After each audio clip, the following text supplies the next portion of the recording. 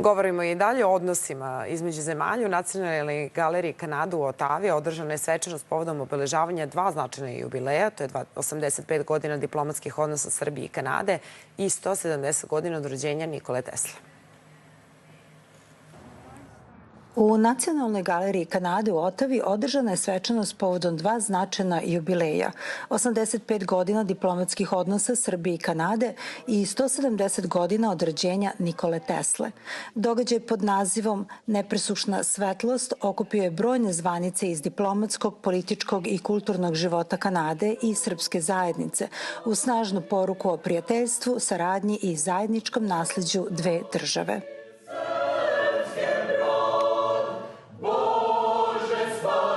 Svečanost je otvorena intoniranjem himni Republike Srbije i Kanade u izvođenju hora Crkve Svetog arhidžakona Stefana iz Otave.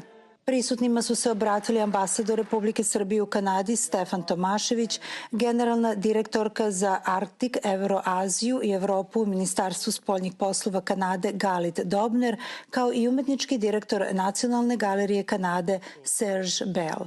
U svom govoru ambasador Tomašević podsjetio je da odnosi Srbije i Kanade počivaju na dugogodišnjem prijateljstvu, zajedničkim vrednostima i snažnim vezama srpske dijaspore sa maticom. These anniversaries remind us not only of our shared history, but also of the enduring friendship between our two peoples, a friendship built on mutual respect, solidarity, cultural exchange, and the common belief in the power of knowledge, creativity and human connection. Ambasador Tomašević istakao je da ovaj jubilej nije samo osvrt na prošlost, već i prilika za nove oblike saradnje Srbije i Kanade u budućnosti.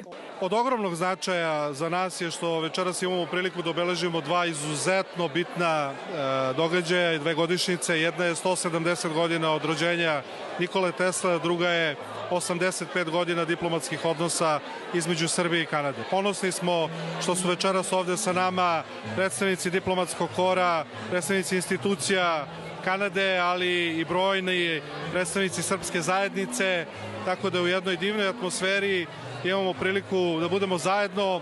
Mi smo pripremili jednu divnu izložbu koja svedoči o velikoj godišnjici diplomatskih odnosa, ali takođe smo pripremili izložbu umetničkih dela naših umetnika sa prostora Kanade, srpskog porekla, koji su stvarali inspirisani Teslom.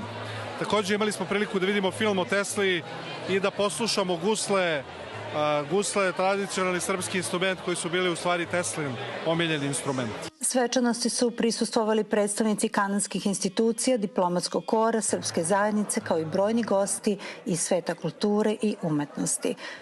Svečanost u Nacionalnoj galeriji Kanade još jednom je potvrdila snažne kulturne i prijateljske veze Srbije i Kanade, ali i značaj Nikole Tesle kao simbol nauke, inovacija i povezivanja naroda širom sveta.